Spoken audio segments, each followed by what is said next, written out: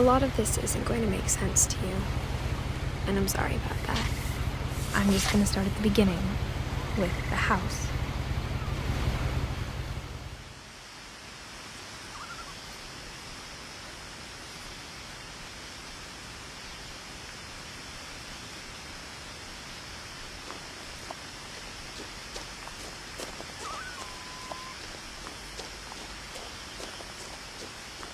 I lived here until I was 11, but I wasn't allowed inside half the rooms.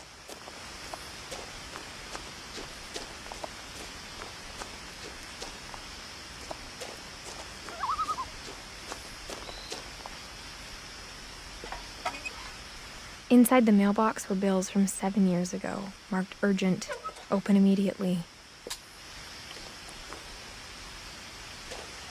I hadn't been back since my brother Lewis's funeral.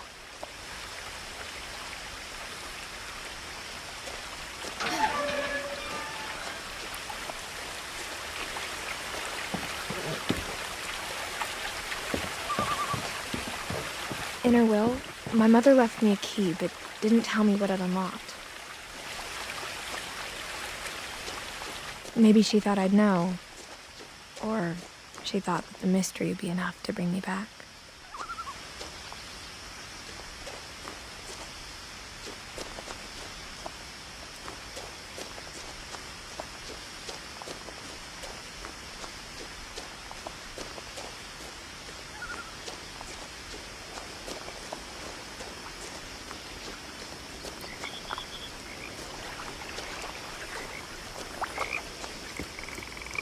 The truth is, even after I inherited the house, I never thought I'd come back to it.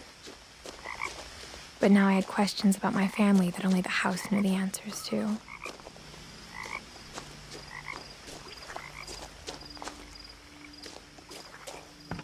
The woods around the house have always been uncomfortably silent, as if they're about to say something but never do.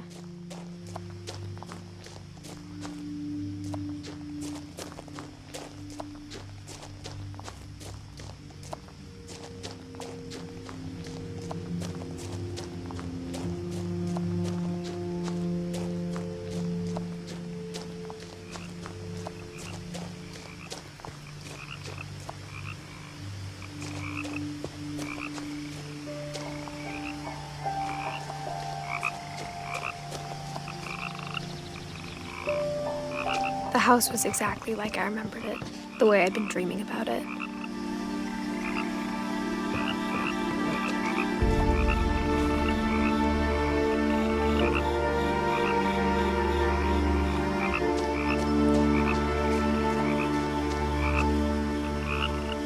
As a child, the house made me uncomfortable in a way I couldn't put into words. Now, as a 17-year-old, I knew exactly what those words were. I was afraid of the house.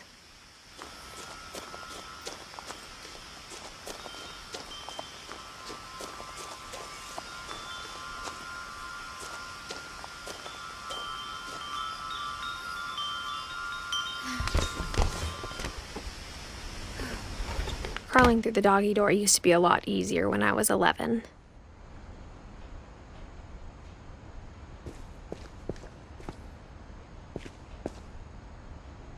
The power had been turned off the night we left.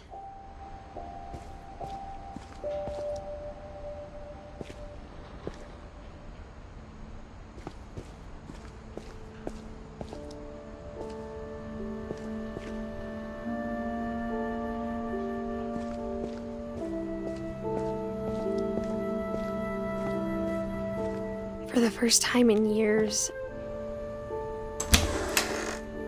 I felt like I was home.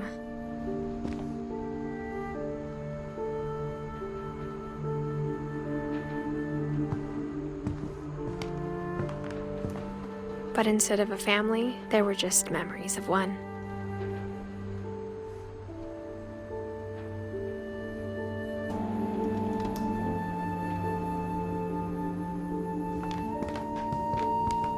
Like how only one restaurant would deliver to our house, so we had Chinese a lot.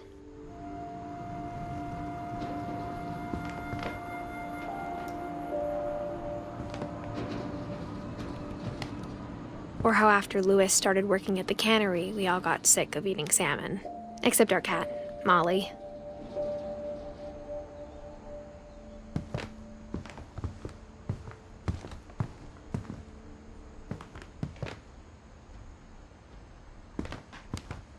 Nothing in the house looked abnormal. There was just too much of it, like a smile with too many teeth.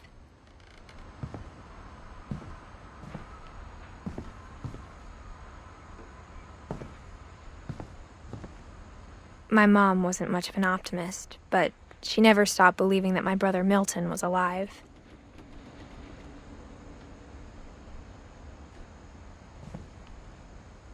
A lot of things got left behind in the whirlwind of that last night.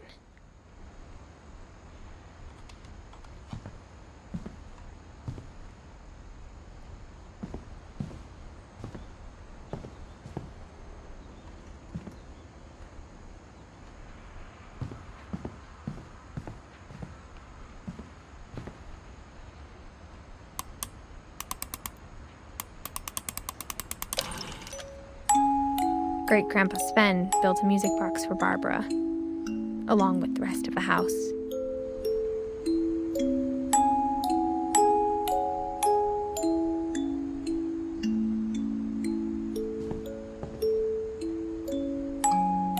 Mom always told me to stay out of the basement, so I wasn't too surprised when the key didn't fit.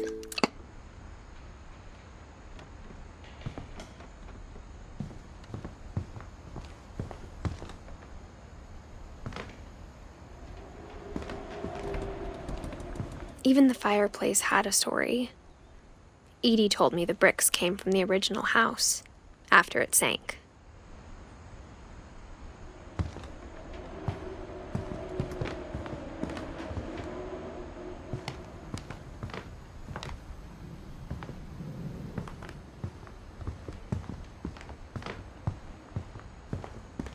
The table was still a wreck from the night we left.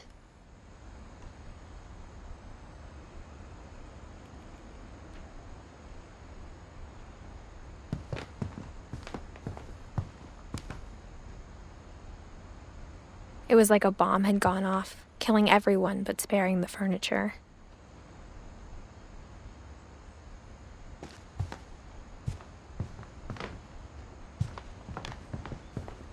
My mom was the only one of us who could imagine Great-Grandma Edie living in a nursing home.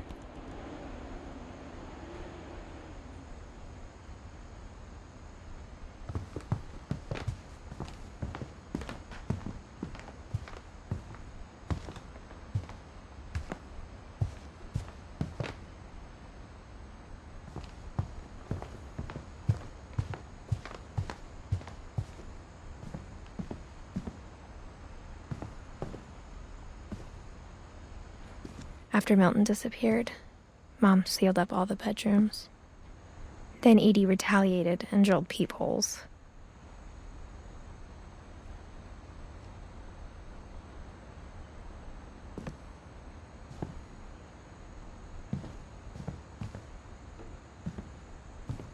I spent a lot of time playing in Great Uncle Walter's room. I think my mom sometimes regretted not sealing it up.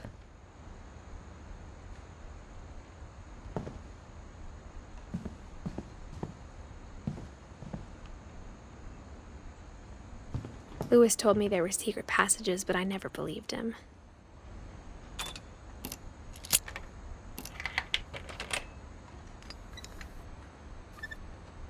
Turns out, my mom was really good at keeping secrets. Now it was time to find out what my mom had been afraid of.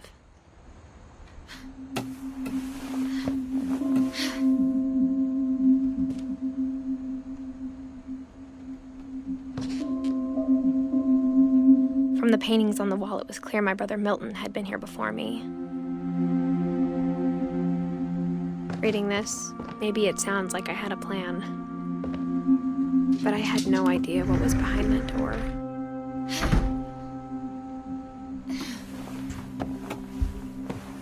Just like I had no idea where all this was gonna lead.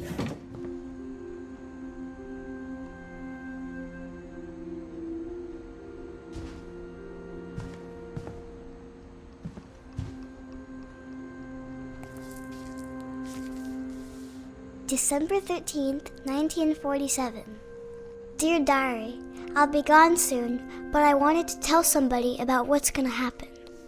It started when Mom sent me to bed without dinner. I woke up and I was starving, so I looked around for something to eat.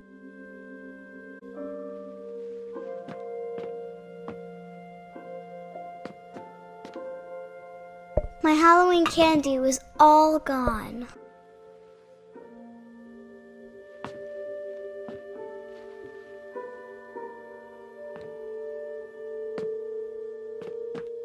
The gerbil food was dry, but I didn't mind it.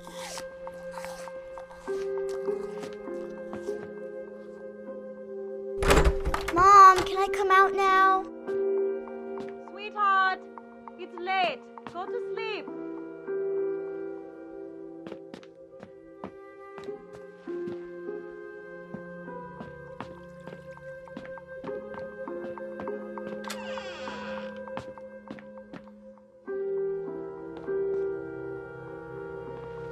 I kept eating and eating.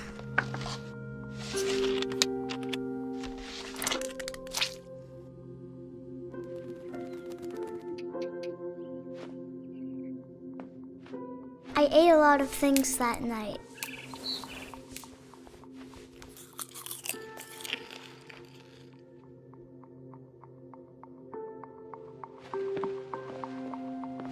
Then I heard chirping outside my window. It was a barn swallow going back to her nest. I reached out for her.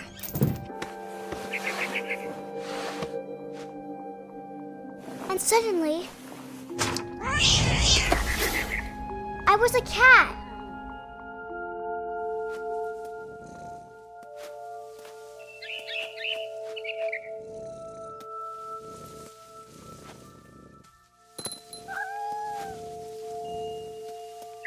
I tried to be quiet, but the bird was really scared.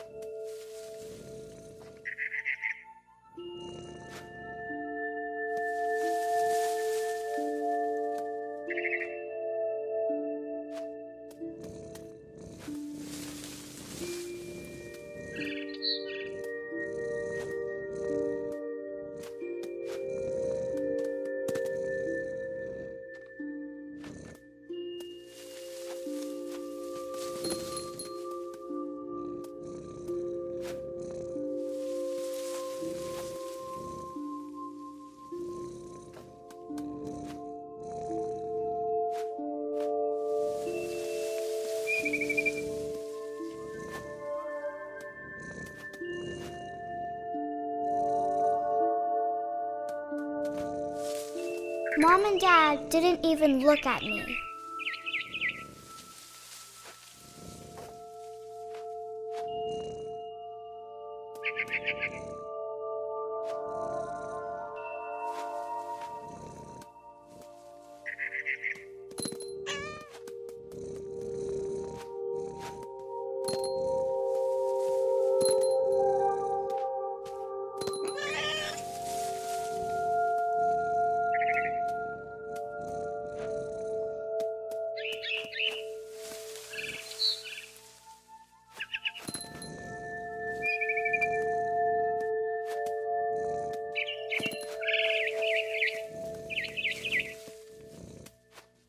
I jumped and I almost got her.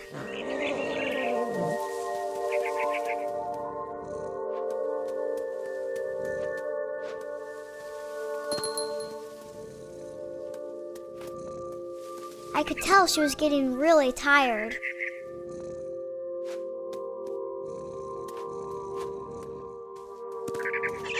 Now I was up in the big tree. I promised Dad I wouldn't climb it anymore. All I cared about was eating that mama bird.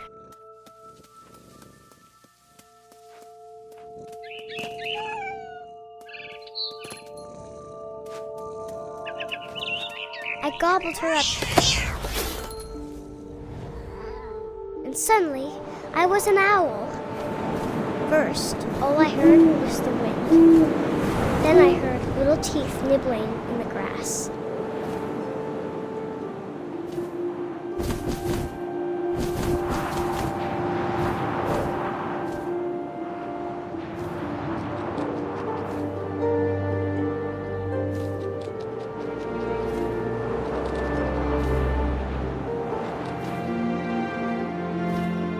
Rabbits.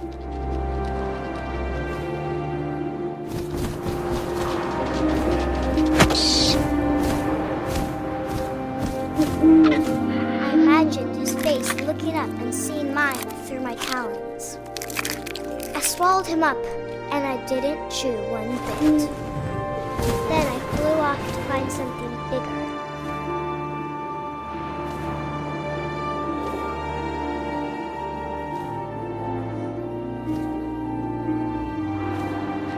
A mama rabbit.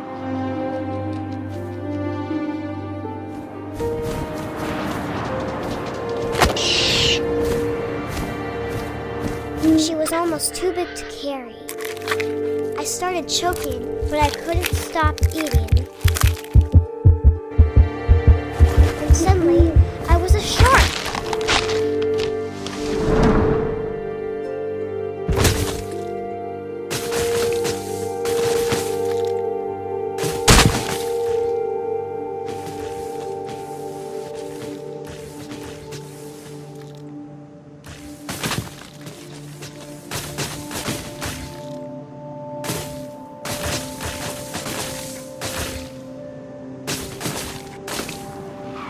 I rolled off a cliff and into the ocean.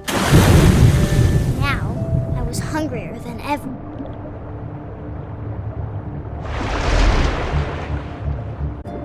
I wanted fat, juicy seals.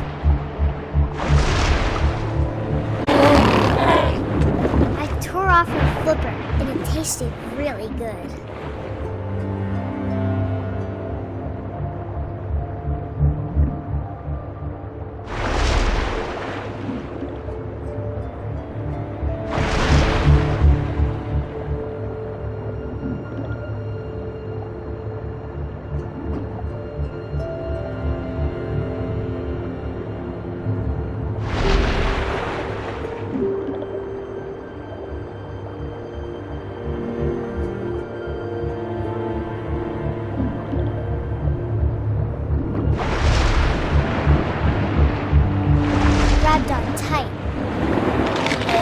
So hungry, I jumped out of the water.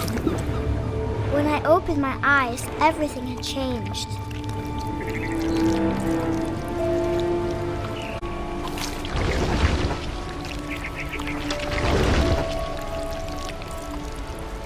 Now I was a monster, and I smelled people everywhere.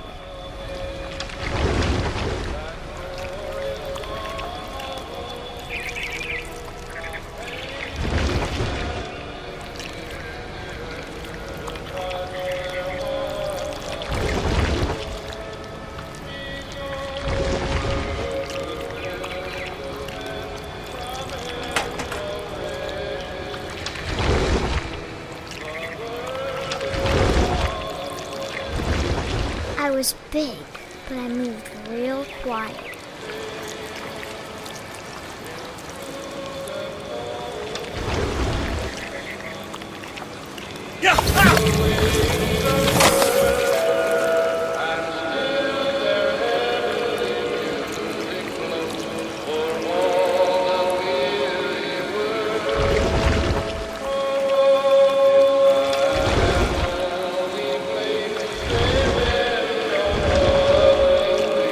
To stop, but also I didn't. Drunken sailor, what shall we do with a drunken sailor?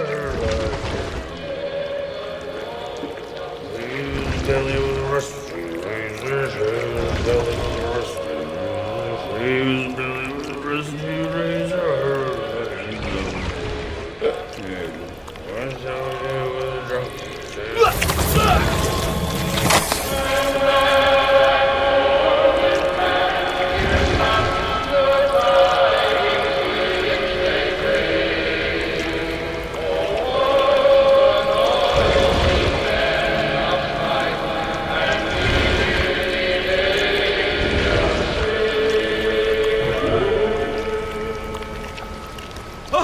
the last passenger, I was still hungry. And to cross the water, I smelled something new. Something I had to have, so I swam towards it.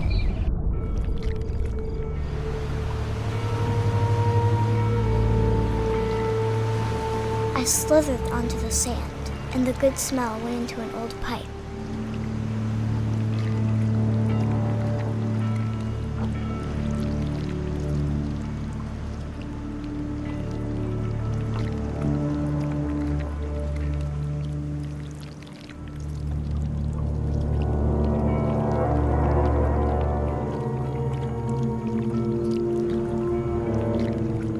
I got closer and closer.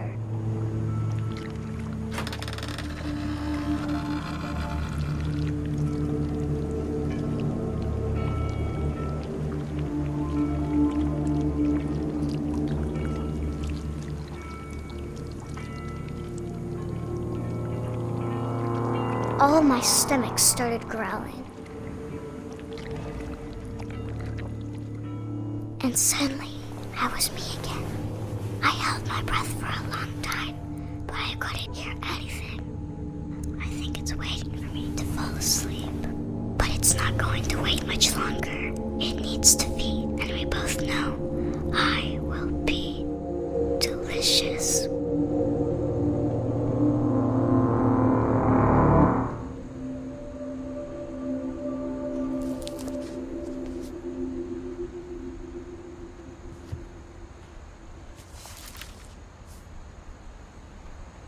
I'm not sure if I believed all of that, but I'm sure Edie would have.